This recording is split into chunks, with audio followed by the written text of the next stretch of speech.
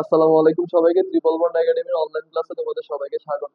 আজকে আমি আবার চলে এসেছি তোমাদের রিফাত ভাইয়া তোমাদের সাথে এসএসসি 26 ব্যাচ তাদের গাইডলাইন সেশন নিয়ে। আসলে বর্তমানে হচ্ছে এসএসসি 26 ব্যাচটা অনেক দ্বিধাদ্বন্দ্বের মধ্যে ভুগতেছে। হচ্ছে ওদের কি পরীক্ষা, সামনে হচ্ছে ওদের টেস্ট পরীক্ষা, তারপরে ওদের হচ্ছে টেস্ট এক্সাম।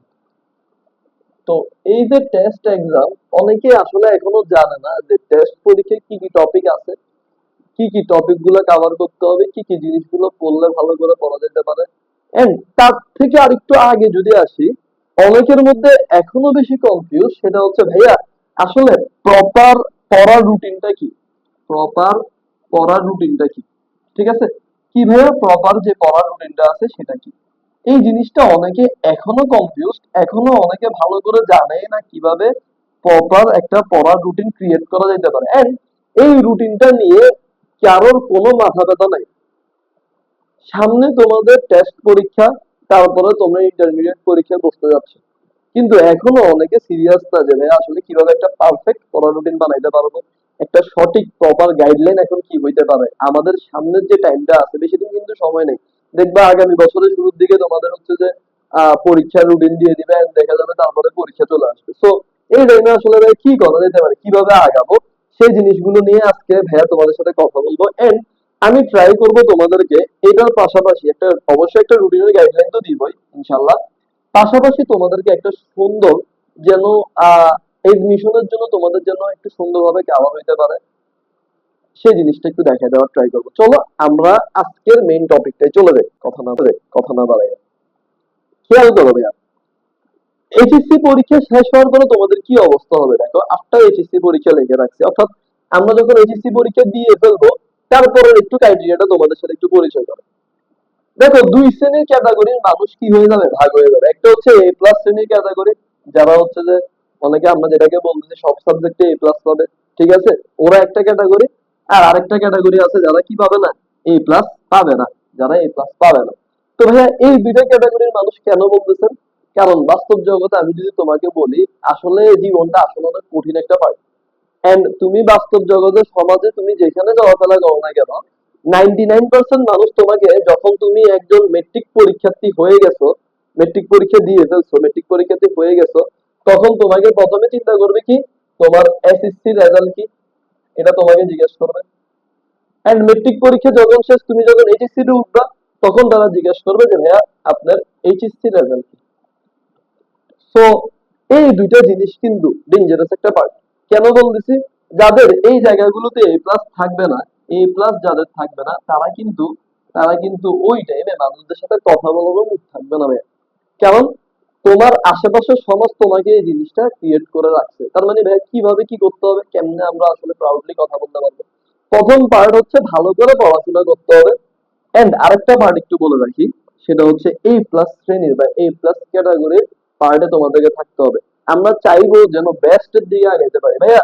এ প্লাস যারা পায় না তাদের কি হবে, না তারা কি মানুষ না, অবশ্যই তারা মানুষ, অবশ্যই তারা একটা ভালো পজিশনে যাবে ইনশাল্লাহ সামনের দিকে। কিন্তু তোমাদেরকে পার্সপেক্টিভ লাইফে যদি তোমাদেরকে চিন্তা করতে হয় যে ভাই আমরা আমাদের লাইফে একটু নিজেদের মতো করে বা নিজেদের সমাজটাকে মেনটেন করে বা নিজেদের প্যারেন্টসদেরকে খুশি করার জন্য বা প্রাউড ফিল করার জন্য আমরা বাঁচতে চাই, সেক্ষেত্রে তোমাদেরকে অবশ্যই এইচএসসি পরীক্ষা একটা ভালো রেজাল্ট করতে হবে।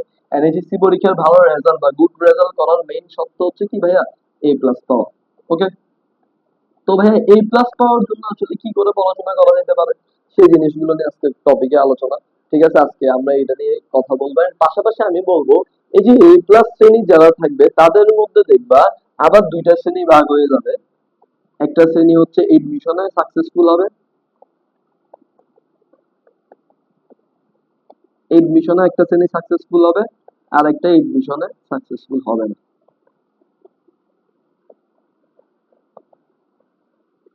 এডমিশনে সাকসেসফুল হবে না। আবার এই ক্যাটাগরির অনেক পাবলিক আছে দেখবা, যারা হচ্ছে যে হিউজ লেভেলের হার্ড ওয়ার্কিং করে এডমিশনে সাকসেসফুল হয়ে যাবে। সো আসলে পুরাটাই তোমার পার্সপেক্টিভ লাইফে তোমার হার্ড ওয়ার্কিং এর উপর ডিপেন্ড করতেছে। এই দুইটা পার্ট পুরাটাই ডিপেন্ড করতেছে হার্ড ওয়ার্কিং এর উপরে,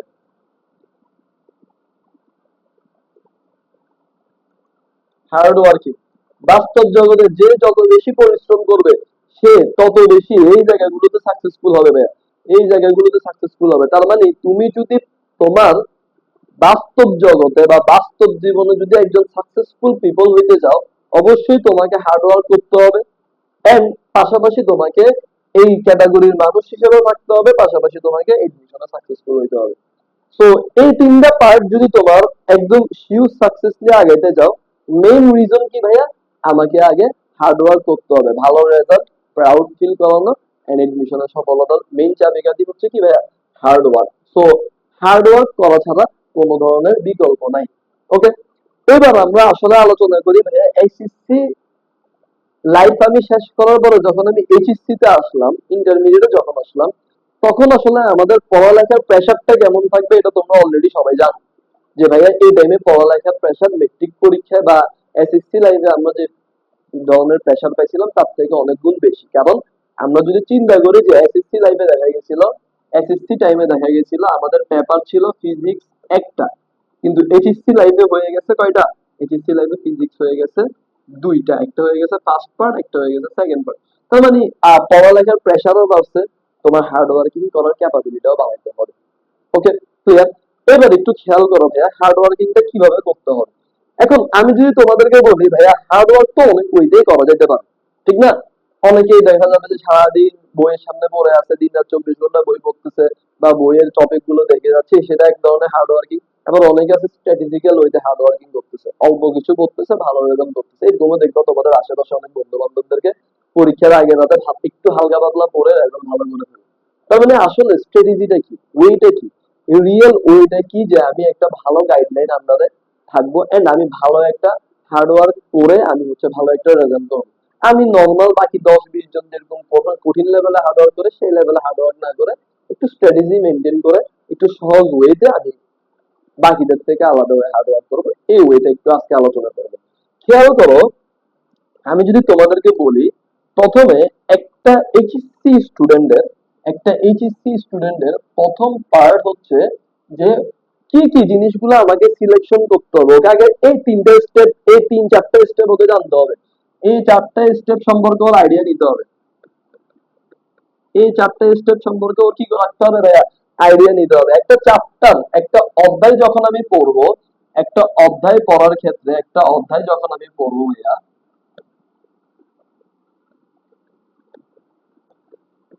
একটা অধ্যায় পড়ার টেকনিকটা কি হবে ভাইয়া, আমি একটা অধ্যায় পড়ার ক্ষেত্রে কোন টেকনিকটা অ্যাপ্লাই করব বা কোন স্ট্র্যাটেজিটা মেনটেন করবো, একটু খেয়াল করো। প্রথমে আমাকে জানতে হবে একটা অধ্যায় পড়ার আগে প্রথমে আমাকে যে জিনিসটা মনে রাখতে হবে সেটা কি ভাইয়া বলতো, সেটা হচ্ছে যে একটা চ্যাপ্টারের সিলেকশন। আগে আমাকে একটা চ্যাপ্টার সিলেকশন করে নিতে হবে। আমি ফিজিক্সের চ্যাপ্টার পড়তেছি ভাইয়া, কোন চ্যাপ্টারটা পড়তেছি, শব্দ ও তরঙ্গ, এই জিনিসটা আগে সিলেকশন করে নিতে হবে। এখান থেকে সিকিউ কোয়েশ্চেন বা এমসিকিউ কোয়েশ্চেন আসছে কিনা, ওই জিনিসের মধ্যে সিকিউ কোয়েশ্চেন ভাইয়া, সিকিউ কোয়েশ্চেন আসে কিনা ওই চ্যাপ্টারে, ওই চ্যাপ্টারে এমসিকিউ কোয়েশ্চেন হয় কিনা, এই জিনিসটা ভাই আগে বুঝে নাও। কারণ এই চ্যাপ্টারে যদি তোমার সিকিউ কোয়েশ্চেন না আসে তাহলে তুমি সিকিউর জন্য ওরিয়েন্টেড প্রিপারেশন নিয়ে তো লাভ নেই। তোমাকে অল্প করে কোনো যেন এমসিকিউটা কভার দিতে হবে, সেভাবে স্ট্র্যাটেজি অনুযায়ী পড়াশোনা করতে হবে। এখন এই চ্যাপ্টার থেকে 12 বছরে একবারও সিকিউ আসলো না, এই চ্যাপ্টার থেকে 12 বছরে একবারও সিকিউ আসলো না, তুমি এই চ্যাপ্টারের পিছনে 5 থেকে 10 ঘন্টা শুধু প্রত্যেকদিন অবশ্যই করতেছো ভাইয়া, এই পড়ে কোনো লাভ নেই। এই ধরনের পড়াশোনা করে বিশ্বাস করো কোনো ধরনের লাভ নেই। কেন ভাইয়া লাভ নেই? কারণ একটা চ্যাপ্টারে তোমাকে ওরিয়েন্টেড পড়াশোনা করতে হবে, আগে তোমাকে অ্যানালাইসিস করতে হবে। এটার জন্য আমি বলবো সিলেকশনের আগে ভাইয়া প্রথমে আমাদের কি করতে হবে, আগে আমাদেরকে অ্যানালাইসিস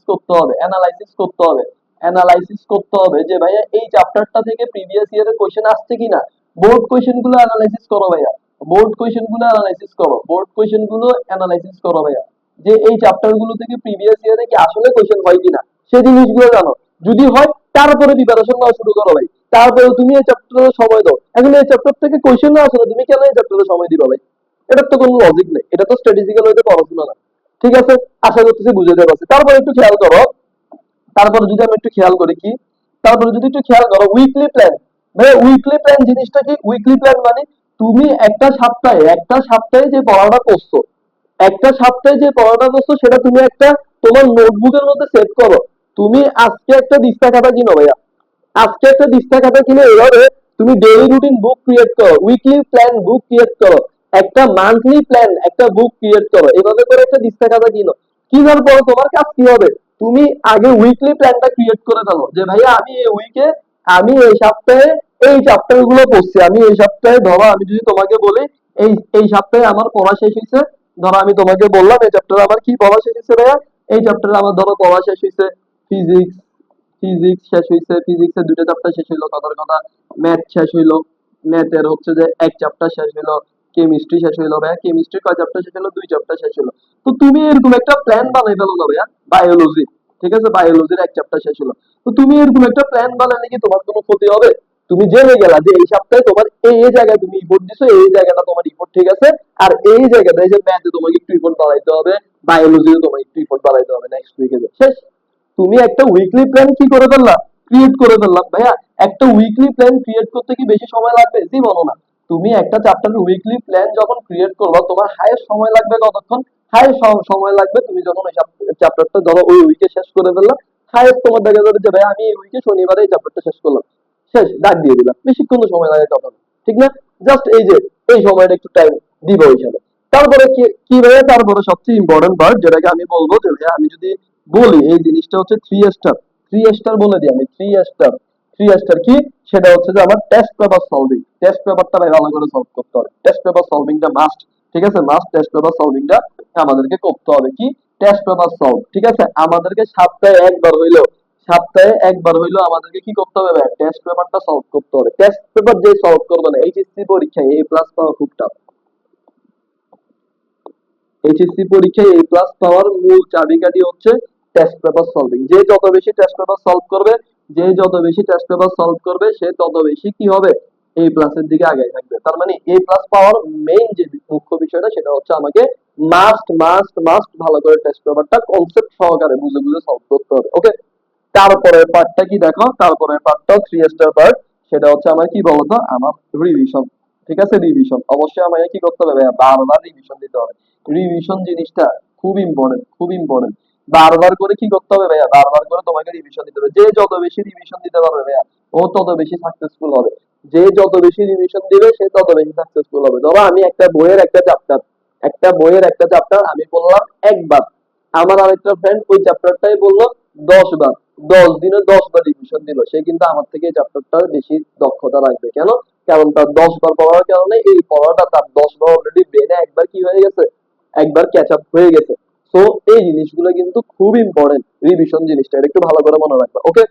তারপর একটু খেয়াল করো ভাইয়া, তাহলে এই জিনিসগুলো যাদের ক্লিয়ার থাকবে তাদের মোটামুটি পড়ার স্ট্র্যাটেজি মেনটেন হয়ে গেছে, তারা জানে যে আসলে কোন বইটা আগাইতে হবে। তো এই জিনিসটা খুব ইম্পর্টেন্ট। তারপরে একটু আসি যে ভাইয়া তারপরে কি করা যেতে পারে। তারপরে আমাদের কাজ হবে যে ভাই আমি তো পড়ার স্ট্র্যাটেজি বুঝে গেছি, ঠিক না, পড়ার স্ট্র্যাটেজি এখন আমি বুঝে গেছি।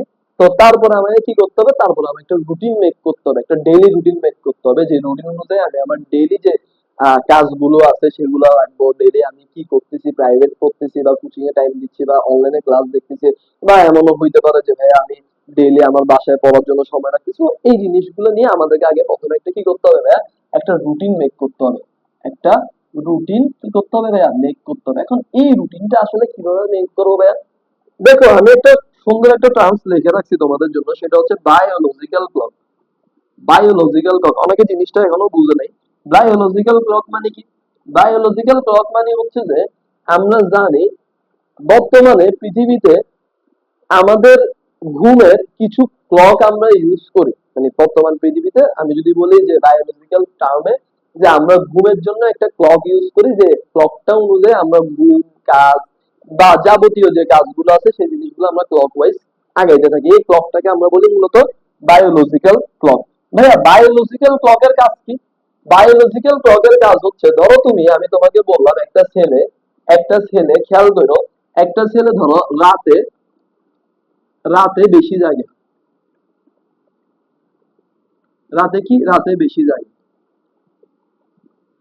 তো স্বাভাবিক, ও যেহেতু রাতে বেশি জাগতেছে, ও দিনের বেলা ঘুমাবে, স্বাভাবিক ক্ষেত্রে ও দিনের বেলা কি করবে ভাইয়া, ঘুম যাবে। কেন ভাইয়া? কারণ ও অলরেডি রাতে রাত জাগা, বা ও সারা রাত ধরে জেগে আছে। তো দিনের বেলা ওকে অবশ্যই কি করতে হবে, ঘুম যাইতে হবে, এটা হচ্ছে স্বাভাবিক জিনিস।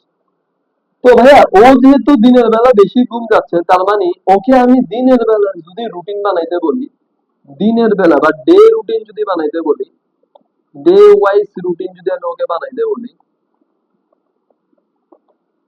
তাহলে কিন্তু ওর জন্য সেটা কি হবে না, সেটা ওর জন্য কোনোদিনও ইফেক্টিভ হবে না।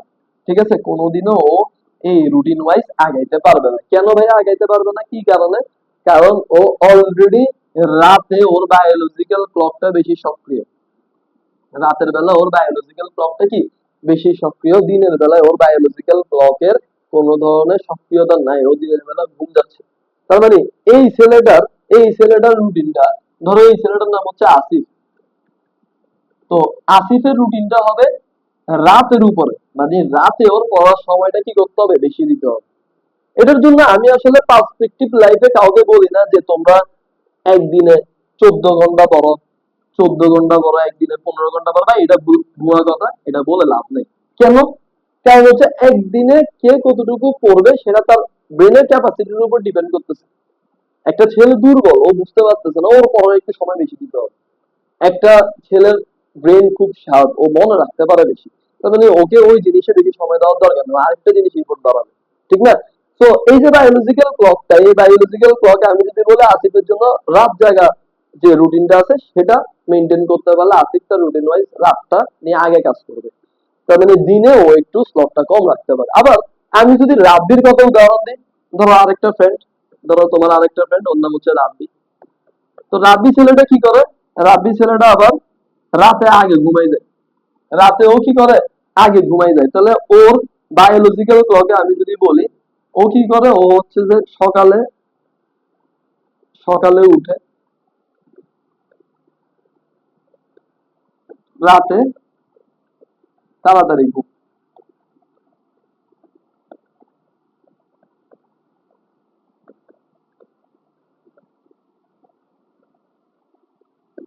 রাতে কি, রাতে হচ্ছে যে তাড়াতাড়ি ঘুম। তো রাব্বি ছেলেটা যেহেতু রাতে তাড়াতাড়ি ঘুমায়, রাতে যেহেতু তাড়াতাড়ি ঘুমাচ্ছে, তো সেক্ষেত্রে ওর যে বায়োলজিক্যাল ক্লকে যে রুটিনটা সাজাবে, অর্থাৎ ও যে পড়ার রুটিনটা সাজাবে, সেটা অবশ্যই ওকে কি মেনটেন করতে হবে ভাইয়া বলতো?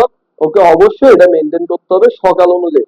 অর্থাৎ ও সকালে যে পড়াটা করতেছে, সকালে রুটিনটা সকাল অনুযায়ী ওকে কি করতে হবে, আগাইতে হবে। সে আসিফের মতো ও যদি রাতের রুটিন মেনটেন করে, ওর রুটিনটা কোনোদিন কি হবে না, ইফেক্টিভ হবে না। তো প্রতিটা রুটিন মেনটেন করবো তোমরা এভাবে, যে আমি আজকে দেখবা যে আমি আজকে কি আসলে রাতে বেশি সজাগ থাকতে পারতেছি নাকি দিনে সজাগ থাকতে পারতেছি। ওইভাবে করে তোমাদের রুটিনটা ওইভাবে করে মেনটেন করো। ঠিক আছে? আর একটা টার্মস একটু বলে দিই, রুটিন মেনটেন করার সময় অনেকে এই জিনিসটা ভুল করে, সেটা একটু বলে দিই আমি। সেটা হচ্ছে রুটিনটা এমন ভাবে একটু ক্রিয়েট করার ট্রাই করো, যে ধরো আমি যে বেশি দুর্বল, ধরো কেউ ফিজিক্সে বেশি দুর্বল, ফিজিক্সের সাথে ম্যাথে বেশি দুর্বল, তার মানে ডেইলি রুটিনে ফিজিক্স ম্যাথটা মাস্ট রাখো।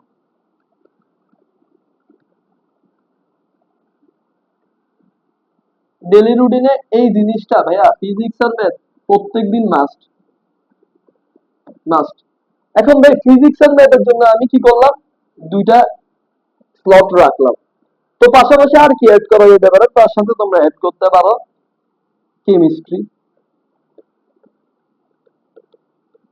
আমি যেটা অ্যাড করতাম, আমি আমার সাবজেক্টটাই বলতেছি, আমি যেভাবে করে আগাইতাম সেটা একটু বলে দিই। ভাইয়া যখন সেন্ট জোসেফ কলেজে ছিলাম, তখন আমি হচ্ছে যে এই রুটিন অনুযায়ী পড়াশোনা করতাম। তো ফিজিক্স এর সাথে আমি হচ্ছে যে ম্যাথটা অ্যাড করতাম, তারপর হচ্ছে আমি কেমিস্ট্রি রাখতাম। বায়োলজি মোটামুটি আমার দক্ষতা ছিল ভালো, তো বায়োলজি আমি তেমন রাখতাম না, আমি ওইখানে আইসিটি একটু পড়ে ফেলতাম, আইসিটি আর ইংলিশটা। দেখবা এইচএসসি লাইফে অনেকে আইসিটি আর ইংলিশের মধ্যে অনেকে এ প্লাস মিস করে। তো এই জিনিসগুলো একটু গুরুত্ব দিতে হবে ভাই, আইসিটি আর ইংলিশটা। তো এমন একটা সুন্দর রুটিন ওয়াইজ তুমি আগাইতে পারো যে পার ডে তুমি হচ্ছে যে 4টা থেকে 5টা সাবজেক্ট নিয়ে কাজ করলা। তো দেখা গেল যে তোমার সপ্তাহে যখন 7 দিন, 5 7 35, মানে 35টা টপিক নিয়ে তুমি আলোচনা করতে পারবে এই। এন্ড তোমার কাজ হবে এই জিনিসটা করার পরে তুমি দুইটা স্টেপ একটু মেনটেন করো। কি? স্টেপ 1, স্টেপ গুলো একটু বলে রাখি। স্টেপ 1 সেটা হচ্ছে উইকলি প্ল্যান। উইকলি প্ল্যানটা একটু ভাবে মেনটেন করো। ভাই উইকলি প্ল্যান জিনিসটা কি ভাই বলেন তো একটু।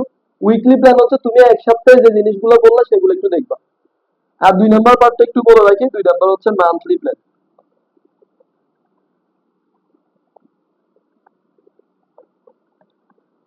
ভাই মান্থলি প্ল্যান কি, তুমি সপ্তাহে 7 দিনে যেটা করছো সেটা তো উইকলি। আর পুরো সপ্তাহে 4টা সপ্তাহে, 4টা সপ্তাহে 7 দিন করে তুমি যেটা বললা, টোটাল যে 30 দিনটা পড়লা, ঠিক আছে, অর্থাৎ আমি তো 28 দিন এখানে ইউজ করতেছি, ঠিক আছে, মানে টোটাল মাসে তুমি যে 4 সপ্তাহে যে তুমি 7 দিন পড়লা, ঠিক আছে, এই যে 30 দিনের মাসটা হইলো, এইখানের মধ্যে তুমি যে পুরা মাসটাতে যেটা পড়লা সেটাই হচ্ছে আমার কি মান্থলি প্ল্যানে ইনক্লুড থাকবে। ঠিক আছে, আশা করতেছি বুঝতে পারছো তো। এখন খেয়াল করো ভাইয়া, আমাকে একটা ভালো রুটিন মেনটেন করতে হইলে আমাকে প্রথমে জানতে হবে কি, আমাকে প্রথমে জানতে হবে উইকলি, তারপর আমাকে জানতে হবে কি মান্থলি। তার মানে একটা ভালো রুটিন মেনটেন করতে হলে অবশ্যই তোমাকে উইকলি সম্পর্কে ধারণা রাখতে হবে, মান্থলি সম্পর্কে ধারণা রাখতে হবে। এই জিনিসটা খুব ইম্পর্টেন্ট, খুব ইম্পর্টেন্ট। এগুলো ভালো করে তোমাদেরকে আইডিয়া বা কনসেপ্ট নিয়ে নিতে হবে। তার মানে আমি যদি বলি তোমরা একটু ট্রাই করো যে পিসিএম, ফিজিক্স কেমিস্ট্রি ম্যাথ, এটাতে যেন একটু তোমরা ভালো মতো ইফোর্ট দিতে পারো। হ্যাঁ, এটা খুব ইম্পর্টেন্ট, ঠিক আছে। পিসিএম খুব ইম্পর্টেন্ট, ভালো করে এটাতে বেশি ইফোর্ট দিতে হবে, ঠিক আছে। ওকে, তার মানে আমি যদি বলি তোমাদেরকে এখন বেসিক্যালি আগাইতে হবে কিভাবে পিসিএম টাকে বেস করে রুটিনটা বানাবে, যাদের এই জিনিসগুলোতে বেশি দুর্বলতা। তারপর একটু খেয়াল করো, তারপর একটু খেয়াল করো। ভাইয়া, এতক্ষণ তো রুটিন সম্পর্কে অনেক আইডিয়া দিলাম, তাহলে পড়াটা কিভাবে বুঝাইতে পারি বা পড়া কিভাবে রিভিশন দিব, পড়া কিভাবে প্ল্যান করবো সেটা একটু বলে দিই। খেয়াল করে এটা দিয়ে শেষ করব। আমাদেরকে একটা রুটিন যখন আমি মেনটেন করে ফেলবো, আফটার মেকিং এ রুটিন, ঠিক আছে, একটা গুড রুটিন মেকিং করার পরে তুমি একটা গুড রুটিন মেকিং করে ফেলছো, একটা গুড রুটিন বানাই ফেলছো, তো গুড রুটিন বানানোর পরে তোমার কাজ হবে একটা ফিক্সড রিভিশন প্ল্যান নিয়ে আগানো। ভাই ফিক্সড রিভিশন প্ল্যান জিনিসটা কি, একটা ফিক্সড রিভিশন প্ল্যান হচ্ছে এমন একটা প্ল্যান যে প্ল্যানের মধ্যে তুমি, তোমার কাছে এক দিকটা খাতা থাকবে এরকম। আমি যেভাবে বানাইতাম ফিক্সড রুটিন প্ল্যান, এভাবে আমি এক দিকটা খাতা বানাই ফেলতাম। বানানোর পরে আমার কাজ হইতো কি জানো ভাইয়া, আমার কাজ হইতো এই যে এক দিকটা খাতায় আমি কোন ধরনের লেখা লিখতাম না। লেখা বলতে হচ্ছে আমি তো এখানে কোনো রাফ বা কিছু করতাম না। আমি আমার ফিক্সড রিভিশন প্ল্যানটা এখানে লিখতাম, আমি উইকলি প্ল্যানটা এখানে লিখে ফেলতাম। আমি হচ্ছে যে এখানে উইকলি প্লাস মান্থলি, উইকলি আর মান্থলি প্ল্যানটা এখানে অ্যাড করতাম। আমি আমার এখানে কি অ্যাড করতাম ভাইয়া, উইকলি প্ল্যানটা আর মান্থলি প্ল্যানটা এখানে আমি ইজিলি অ্যাড করে ফেলতাম, ঠিক আছে। তো এখানে উইকলি প্ল্যান আর মান্থলি প্ল্যান যখন আমি অ্যাড করে ফেলতাম, তখন দেখা যেত আমার এই রিভিশনের যে খাতাটা আছে, যখন আমার মাস শেষ হইতো তখন আমি বুঝে যাইতাম যে আমার কোন কোন টপিকে দুর্বলতা বেশি আছে। এন্ড আমি ওই জায়গায় আমি একটা মার্ক করে রাখতাম, ওইখানে আমি একটা মার্ক করে রাখতাম আমার ভুলগুলো কি কি, আমার ভুলগুলো কি কি আছে ওই খাতাটার মধ্যে আমি মার্ক করে দাগায় রাখতাম যে এই জিনিসগুলো আমাকে বুঝতে হবে। বাসার যে প্রাইভেট টিউটর থাকতো বা যে বেঁচে আমরা পড়তাম ওইখানের মধ্যে আমি মার্ক করা এই ভুলগুলো নিয়ে আমি আলোচনা করতাম। তো এই হচ্ছে আমাদের ফিক্সড রিভিশন প্ল্যান, এই হচ্ছে আমাদের কি ফিক্সড রিভিশন প্ল্যান। একটা ফিক্সড রিভিশন প্ল্যান তোমাকে ক্রিয়েট করতে হবে তোমার ভালো রেজাল্ট করার জন্য। দেন এই যে যেটা বললাম যে ভাইয়া গাইড, ঠিক আছে, অবশ্যই একটা গাইডেড নিতে হবে তোমাকে উইকলি প্ল্যানের, আরেকটা গাইডেড নিতে হবে ভাইয়া মান্থলি প্ল্যান। কিসের, মান্থলি প্ল্যানে। এন্ড এখানে তোমাকে অবশ্যই কি করতে হবে ভাইয়া, গ্যাপ ফিল নোটবুক বানাইতে হবে, গ্যাপ ফিল নোটবুক, ঠিক আছে, গ্যাপ ফিল হবে এরকম একটা নোটবুক বানাইতে হবে। তারপরে একটা পার্টিকুলার টাইপ রাখতে হবে, যেমন কি আমি আমার ফ্রাইডেটা রাখতাম মূলত কিসের জন্য বলতো, প্র্যাকটিস সেশনের জন্য, প্র্যাকটিস করার জন্য। কি কি প্র্যাকটিস করবেন ভাই একটু বলে দেন, কি কি প্র্যাকটিস করলে ভালো হবে এই টাইমে এসে। প্রথমে তোমাকে যেটা জানতে হবে সেটা হচ্ছে যে এমসিকিউ প্র্যাকটিস করতে হবে, বোর্ডের ভাইয়া বোর্ডের এমসিকিউ প্র্যাকটিস করতে হবে, সিকিউ প্র্যাকটিস করতে হবে, পাশাপাশি দোনোটা জিনিস একসাথে প্র্যাকটিস করতে পারে। তার মানে বোর্ডের এমসিকিউ সিকিউ এই জিনিসগুলো কিন্তু তোমাদেরকে উইকলি, উইকলিতে রাখতে হবে, মান্থলিতে রাখতে হবে, ম্যান্ডেটরি নিট, এটা হচ্ছে ম্যান্ডেটরি, ঠিক আছে, এটা ম্যান্ডেটরি 3 স্টেপ, এটা হচ্ছে খুব ইম্পর্টেন্ট একটা পার্ট, ঠিক আছে, খুব ইম্পর্টেন্ট একটা পার্ট, ঠিক আছে। মাস্ট মাস্ট তোমাদেরকে এটা ইউজ করতে হবে। ওকে, বুঝতে পারছো কিনা। তার মানে এই জিনিসগুলা যারা মেনটেন করবে, ভিডিও শুরুতে আমি বলে রেখেছিলাম যে দুটা ক্যাটাগরি, একটা এ প্লাস ক্যাটাগরি আর একটা এ এর ক্যাটাগরি, তারা কিন্তু অলরেডি এ প্লাস ক্যাটাগরিতে ঢুকে যাবে। এন্ড প্রথম পার্ট ভাই এ প্লাস ক্যাটাগরিতে কেন ঢুকবো অলরেডি সবকিছু বলে ফেলছি। নিজেদেরকে আপডেট করতে হবে আজকের তুলনায় প্রতিদিন। আজকে তুমি যে অবস্থানে আছো তার থেকে পরের দিনটা তোমাকে আজকের অবস্থান থেকে বেশি আগাইতে হবে, কারণ তোমার কম্পিটিশন কিন্তু অনেক বাড়তেছে। তুমি যদি রিসেন্টলি 2025 সালের বোর্ড কোশ্চেন সাথে তুলনা করো, দেখবো অনেক হার্ড লেভেলের কোশ্চেন আসছে। হ্যাঁ, 26 ব্যাচ, 26 ব্যাচ ভাইয়া, এইচএসসি 26, তোমাদের কিন্তু ফুল সিলেবাস, ফুল সিলেবাস তোমাদের কিন্তু ফুল সিলেবাসে ভাইয়া, ফুল সিলেবাসে কিন্তু ভাই সময় অপচয় করার কোনো সময় নেই। অপচয় করবো ওই টাইমটাও নেই। তার মানে তোমাদেরকে এখন থেকে ইফোর্ট বাড়াইতে হবে। কার কোন জায়গায় ল্যাকিংস আছে, কার সিলেবাস এখনো শেষ হয় নাই, তারা সিলেবাসটা আগে শেষ করে ফেলো। এই রুটিনটা আমার প্ল্যান অনুযায়ী গোছাই ফেলো। গোছাই দেন ভাইকে বলো যে ভাই আপনি বলছিলেন, প্ল্যানটা দিছিলেন, ঠিক আছে, আমাদের কোনো লাভ হয়নি, ঠিক আছে, ওইটা তখন আমাকে বললো যদি লাভ না হয়, ঠিক আছে। কিন্তু আগে রুটিনটা মেক করো, মেক করে আমাদেরকে, অথবা ভাইয়া তো আছি ফেসবুকে, ঠিক আছে, আমাদের ফেসবুকে আমাদের টিভি গ্রুপ আছে, ওইখানে চাইলে আমাদেরকে ইনবক্স করতে পারবা, কোনো সমস্যা নেই, আমাদের পেজে মেসেজ দিতে পারবা। তো এই রুটিনটা তোমরা আগে গোছাই ফেলো। এন্ড এটা যে গোছাইতে পারবে আমি এতটুকু গ্যারান্টি দিয়ে বলতে পারবো, তার জন্য মোটামুটি, তার জন্য এই রোড ম্যাপটা অলরেডি, ঠিক আছে, অলরেডি ডান, ঠিক আছে, তার জন্য এই রোড ম্যাপটা অলরেডি ডান, ঠিক আছে, সে কিন্তু তার সাকসেসের পার্টে এক ধাপ আগে গেল, ঠিক আছে, ঠিক আছে। এবং একটা কামব্যাক দেওয়ার জন্য একটা কামব্যাক দিতে হবে কিন্তু তোমাদের। অনেকের কিন্তু আমি জানি অনেকের রেজাল্ট এখন খারাপ, ঠিক আছে, অনেকের কিন্তু রেজাল্ট খারাপ, ঠিক আছে। একটা টেস্ট পরীক্ষায় কামব্যাক দিতে হইলে ভাইয়া অবশ্যই একটা পারফেক্ট রুটিন মেনটেন করতে হবে। এই পারফেক্ট